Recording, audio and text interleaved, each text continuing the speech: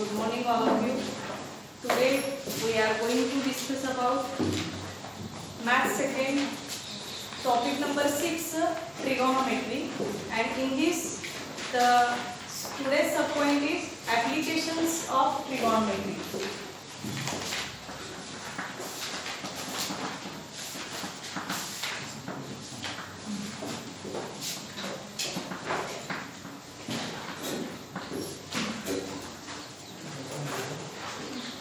In applications, many times we need to know the height of a tower, height of a tree, height of a distant objects from the lighthouse or width of a river. म्हणजे आपल्याला अनेक वेळेला असं बघायचं असतं की एखाद्या उंच वस्तू असेल आपल्यापासून, तर त्या उंच वस्तूची आपल्याला उंची मोजायची आहे. म्हणजे टॉल हाईट जे जिथं असतात तर त्यांची उंची मोजायची असताना आपल्याला, किंवा एखाद्या नदीची आपल्याला खोली मोजायची असेल तर ती कशी मोजायची, तर याच्यासाठी आपल्याला ट्रिगोनोमेट्रीचा वापर आपण करू शकतो. आता यामध्ये we cannot measure them actually, म्हणजे आपल्याला ते ॲक्च्युअली मोजता येणार नाही, पण but we can find them with the help of trigonometric ratios. पण आपल्याला ट्रिगोनोमेट्रिक रेशोजच्या सहाय्याने हे मोजता येणं शक्य आहे. आणि याच्यासाठी आपण काही त्याचे बेसिक कन्सेप्ट मागच्या व्हिडिओमध्ये आपण बघितलेले आहेत. आज आपण बघा त्याच्या उदाहरणार्थ बघा, आपल्यापासून उंच झाडं असतात, उंच माउंटन्स असतील, तर इथून आपण थांबलो या ठिकाणापासून त्या उंचीवरच्या वस्तूंची आपल्याला उंची कशी मोजायची, किंवा आपल्यापासून तर त्यांचं अंतर कसं मोजायचं, याच्यासाठी आपल्याला ट्रिगोनोमेट्रिक रेशोचा वापर करता येतो. ट्रीज, हिल्स, टॉवर्स, म्हणजे आता समजा आपल्यापासून ज्या उंच वस्तू आहेत, म्हणजे झाड आहे, टॉवर आहे, हिल्स म्हणजे टेकड्या आहेत, तर त्या आपल्यापासून त्यांची उंची जी असतात त्या सगळे, टॉवर असेल, एखादी अशी ट्री असेल, आणि तुम्ही इथं थांबलाय, हे तुम्ही आहे. आता इथून तुम्हाला इथपर्यंतची उंची मोजायची आहे, या झाडाची उंची मोजायची आहे. तर तुम्हाला लक्षात आलं का बघा, हे झाड, याचा अर्थ काय मुलांनो, ही व्हर्टिकल इमेज आहे. व्हर्टिकल म्हणजे ही उभी इमेज आहे, होय ना. ही हॉरिझॉन्टल लाईन, आणि हॉरिझॉन्टल लाईनला हे काय आहे, व्हर्टिकल इमेज आहे. व्हर्टिकल मीन्स उभी, हॉरिझॉन्टल मीन्स आडवी. आता ही जी ही हॉरिझॉन्टल लाईन झाली, ही व्हर्टिकल इमेज झाली, बरोबर. आणि तुम्ही इथं उभा आहे, होय ना. तुमचे डोळे, याचा अर्थ तुम्ही जे असं उंच बघणार आहे, म्हणजे तुमच्या दृष्टीपासून तुम्ही काय करणार, उंची वाढवणार ना.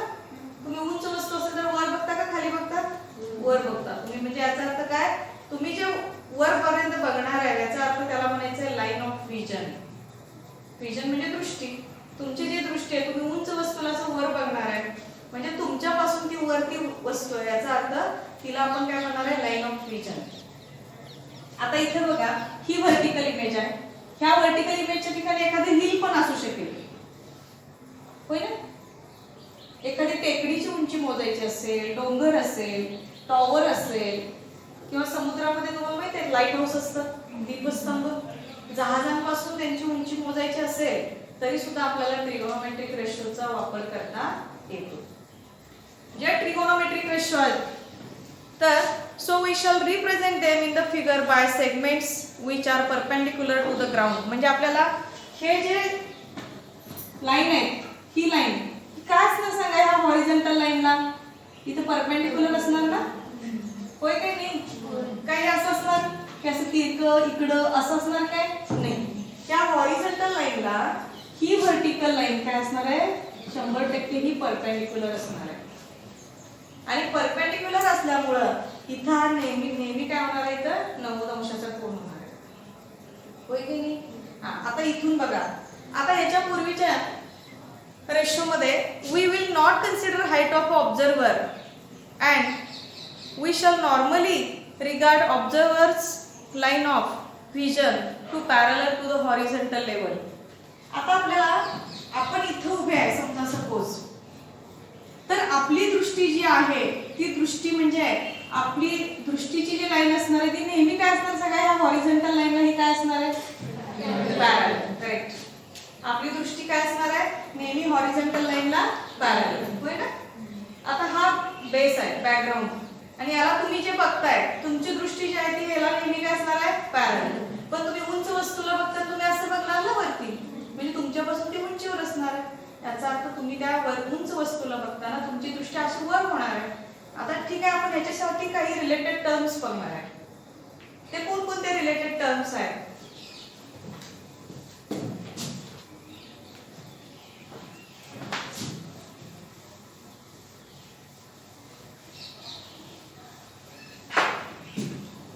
There are, let us study few related terms. First one is line of vision. Line of vision means if the observer is standing at the location of A and line AB is called a line of vision. Means if the observer is standing on the location A, म्हणजे observer इथे A या लोकेशनला उभा आहे. Observer म्हणजे तुम्हीच, तर तो जो सरळ बघणार आहे, म्हणजे त्याची लाईन जी, त्याची दृष्टी जी असणार आहे, लाईन ऑफ विजन, ती काय असणार आहे, या दिशेला. म्हणजे इथं काय असणार आहे सांगा, AB, त्याला आपण काय म्हणणार आहे, लाईन ऑफ विजन. म्हणजे A पासून B पर्यंतचं जे हे अंतर आहे किंवा ही त्याची जी दृष्टी याला म्हणणार आहे आपण लाईन ऑफ विजन. बरोबर. A ला तुम्ही थांबलाय, म्हणजे A हा कोण आहे सांगा, इथं ऑब्झर्वर. A हा ऑब्झर्वर आहे. आणि आपण असं जेव्हा नॉर्मली थांबतो का आपण वरच बघत राहतो, नाही, किंवा खाली बघत राहतो. आपण नॉर्मली थांबतो तेव्हा आपली दृष्टी कशी असणार आहे, सरळ असणार आहे. म्हणजे आपली ही काय झाली, A पासून हा B कडे बघत असेल, म्हणजे A हा तुम्ही ऑब्झर्वर, तुम्ही सरळ बघताय, याचा अर्थ तुम्ही ही जी लाईन आहे ती काय असणार आहे, स्ट्रेट लाईन असणार आहे. आणि याला म्हणायचं आहे line of vision. Means here if the observer is standing at the location A and looking at the object B, हा लोकेशन A ला थांबलाय आणि तो B या ऑब्जेक्ट कडे बघत आहे, याचा अर्थ काय झाला, AB ही काय झाली, line of vision. Then second one is angle of elevation. Second one is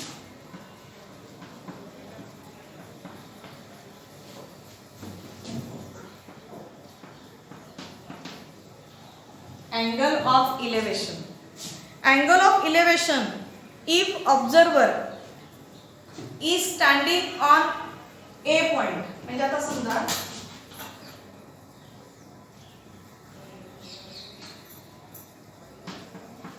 observer हा A पॉइंटच्या ठिकाणी थांबलेला आहे, ठीक आहे ना. ही काय असणार आहे सांगा, लाईन ऑफ विजन असणार आहे.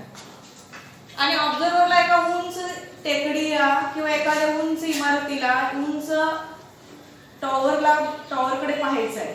म्हणजे याचा अर्थ त्याचं काय होणार आहे सांगा, तो त्याचं लाईन ऑफ विजन जे असणार आहे ती काय होणार आहे, आता तो सध्या इथं थांबलाय पण त्याला इकडे बघायचंय, उंच टॉवरच्या ठिकाणी बघायचंय. समजा या पॉइंटच्या ठिकाणी तो बघतोय, याचा अर्थ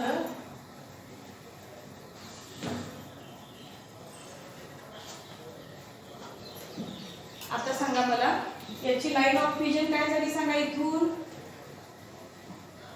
आता हा ऑब्झर्वर आहे, हा इकडून इकडे बघतोय, म्हणजे इथून काय झाला, तो उंच वर बघतोय. हा किती अंशाचा कोन असेल तो आपण नंतर विचार करूया. तो 45 अंशाच्या कोनामध्ये वर बघेल, 60 अंशाच्या कोनामध्ये वर बघेल, जे काय असेल ते. केवढं उंच झाड आहे तेवढ्या कोनात तो वर बघणार आहे. म्हणजे आता इथं समजा तो ह्या बी पॉइंटला बघतोय, म्हणजे ही झाली लाईन ऑफ विजन. बरोबर, line of vision.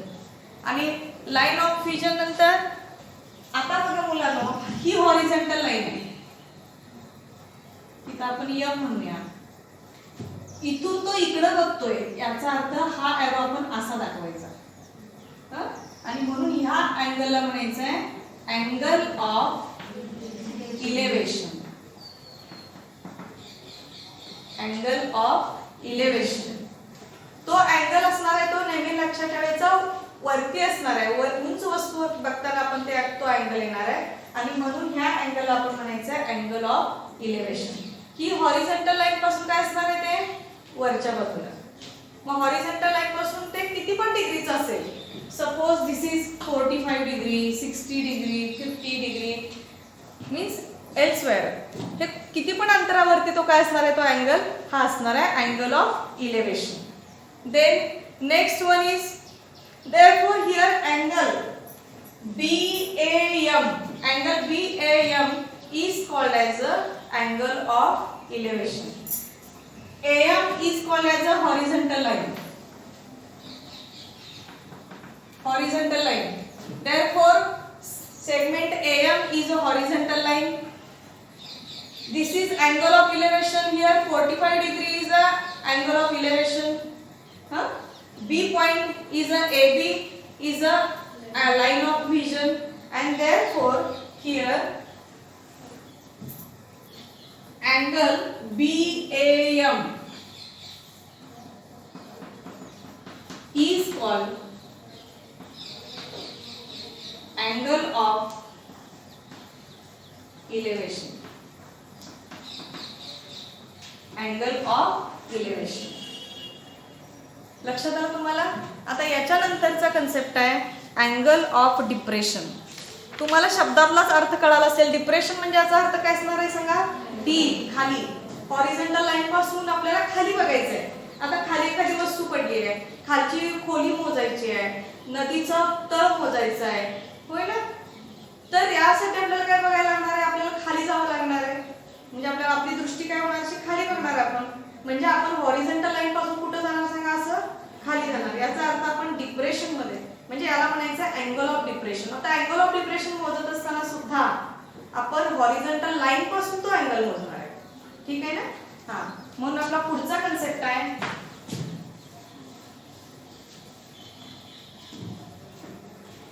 Angle of depression. Third one is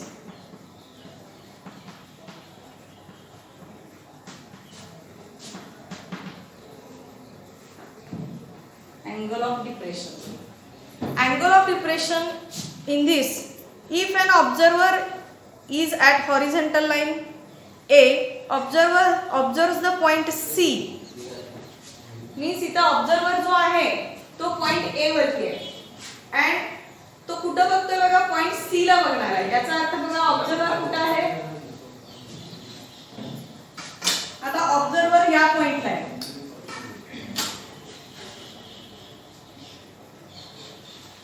observer आता इथं ए या पॉइंटला आहे आणि ए या पॉइंट पासून तो आता कुठे बघणार आहे, डिप्रेशनला जाणार आहे. याचा अर्थ कुठे जाणार तो आता point C. Suppose point C is here. Therefore observer A is a observer. Point C here. Therefore this point C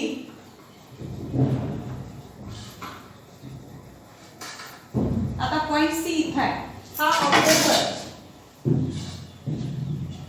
point C कडे जात असताना तो कुठे बघा, आता इथून ही हॉरिझॉन्टल लाईन आहे, आपण याला एम म्हणूया. M segment M is a horizontal segment. And आता इथून तो खालच्या बाजूला बघणार आहे, म्हणजे हा अँगल असा येणार आहे. 45 डिग्री मध्ये असू दे किंवा 60 डिग्री मध्ये असू दे, जे काय अँगल त्याचा असू दे तो इथं आता 60 degree.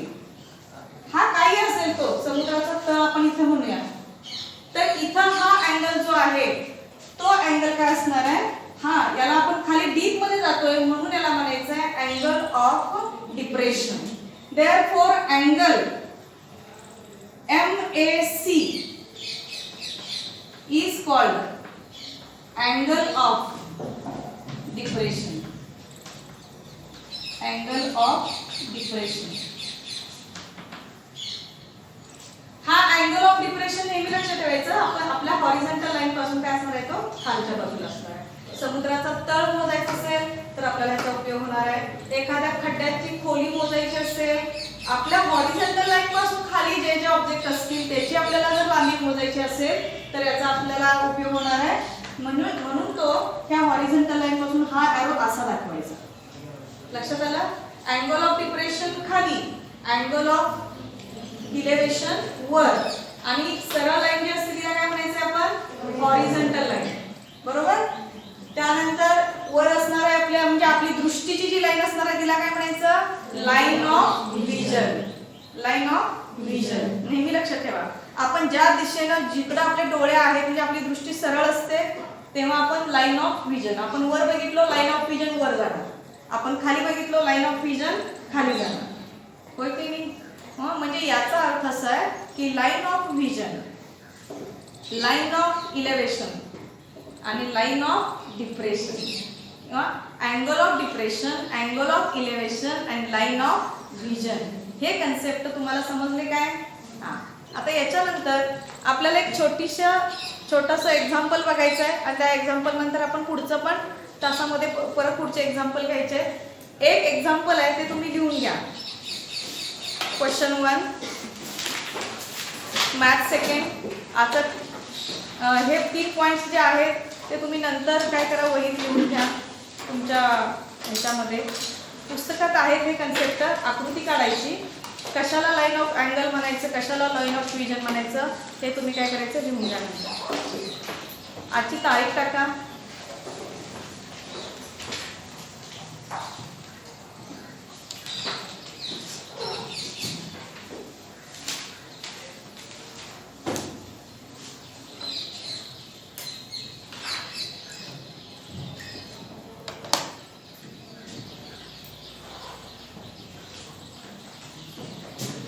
Question number 1. A person is standing at a distance. A person is standing at a distance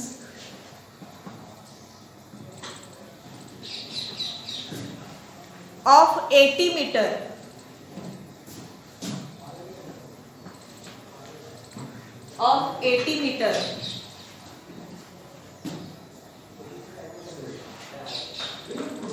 from a church,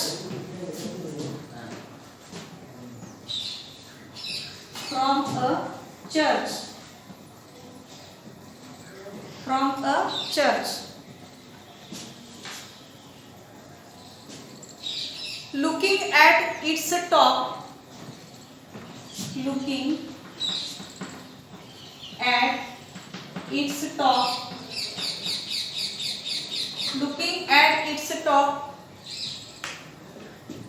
the angle of elevation is of 45 degree. The angle of elevation is of 45 degree. Angle of elevation is of 45 degree. Find the height of the church. Find the height of church. Find the height of the church.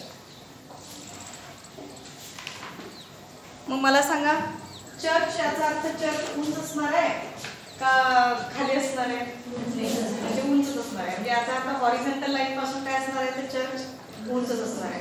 परत एकदा प्रश्न नीट वाचा. A person is standing at a distance of 80 meter.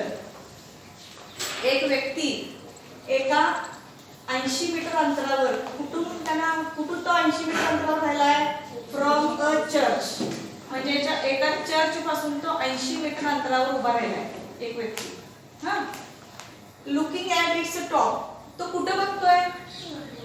त्या चर्चच्या टॉपला बघतोय, म्हणजे असं उंच बघतोय. याचा अर्थ तुम्हाला लक्षात आला इथं कुठला अँगल असणार आहे? Angle of elevation. होय ना? तो चर्चच्या उंचीकडे बघतोय. The angle of elevation is of 45 degree. इथं अँगल ऑफ इलेव्हेशन किती आहे? त्यांनी दिलंय 45 डिग्रीचा अँगल आहे. Find the height of the church. आपल्याला काय काढायचं आहे? त्या चर्चची उंची काढायची. सोपं आहे. बघा आता आपण सपोज आपण असं म्हणूया,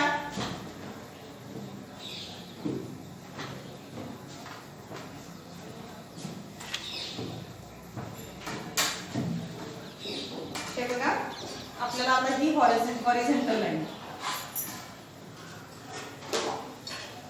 त्या हॉरिझॉन्टल लाईन पासून काय असणार आहे सांगा अशी. इथं आता आपण म्हणूया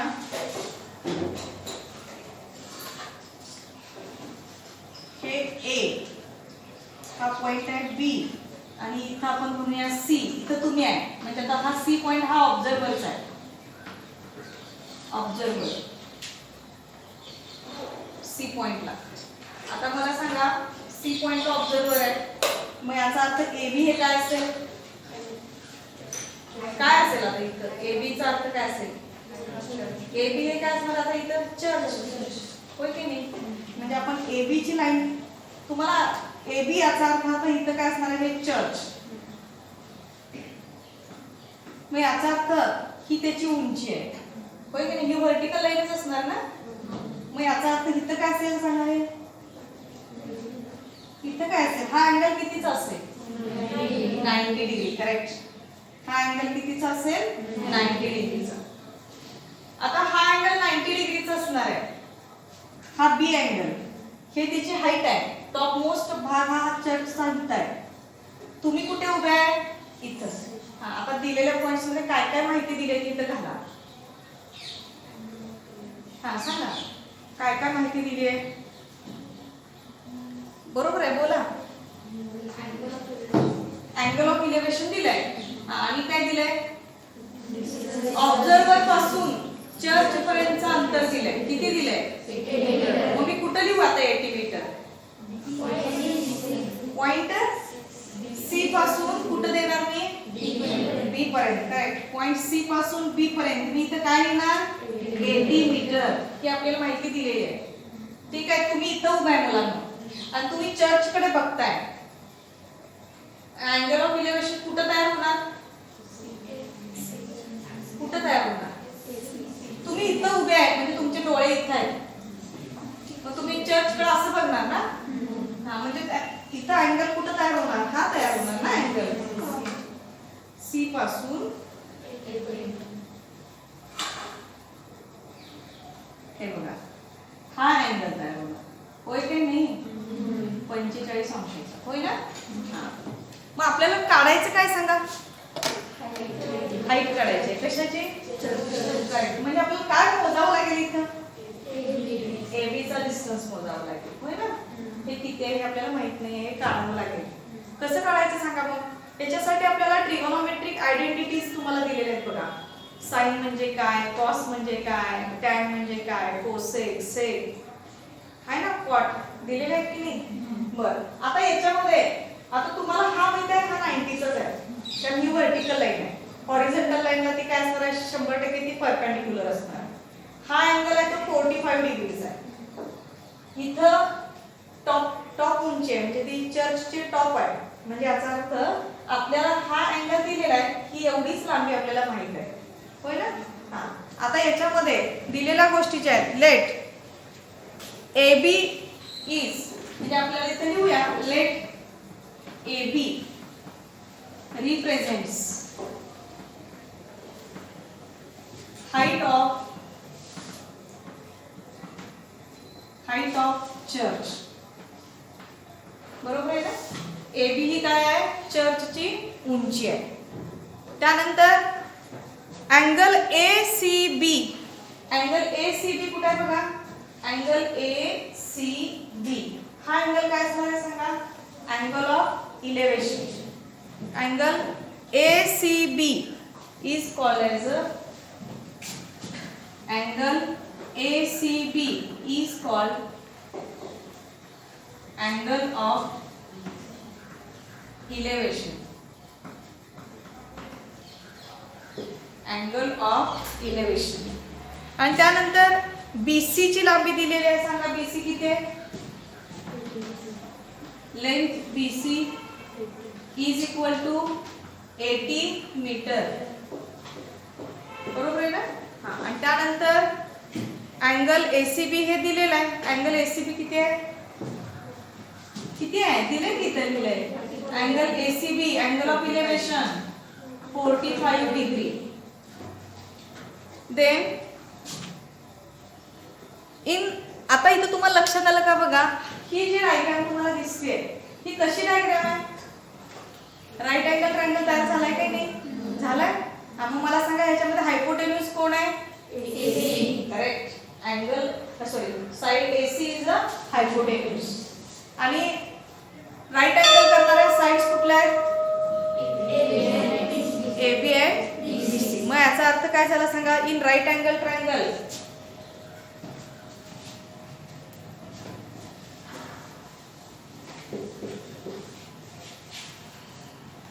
इन राईट अँगल ट्रायंगल, आता मी ते डायरेक्ट लिहिते. In right angle triangle ABC, ABC मध्ये tan 45 is equal to, tan 45 काय घ्यायचं ते सांगते, कारण आपल्याला समोरच्या बाजूची लांबी काढायची. म्हणजे tan 45 इज इक्वल टू, आता tan चा अर्थ तुम्हाला माहित आहे. tan म्हणजे काय सांगा? tan थीटा म्हणजे आता हा अँगल 45, याचा समोरची बाजू कोण आहे? AB. AB अपॉन काय असणार आहे सांगा? BC. BC म्हणजे ही tan 45 म्हणजे समोरची बाजू भागिले छेद काय असणार आहे? BC. म्हणजेच tan 45 is equal to AB upon BC. सांगा पटपट. AB ची लांबी काढायची आहे, माहित नाही आपल्याला. BC किती आहे? 80. tan 45 चा एक चार्ट आहे बघा, त्यात tan 45 ची व्हॅल्यू किती आहे ते तुम्हाला चार्ट पाठ करावा लागेल. 1. Therefore आता इथे AB ची लांबी काढायची आहे, सांगा पटपट. AB बरोबर हा 80 इकडे घेतला काय होईल? म्हणजेच काय होणार आन्सर? 80. म्हणजे याचा अर्थ ह्याची लांबी किती आली AB ची? 80 मीटर. 80 गुणिले 1 म्हणजे 80च ना, म्हणजे AB ची लांबी झाली 80 मीटर. ठीक आहे, थांबूया. लाल बटन.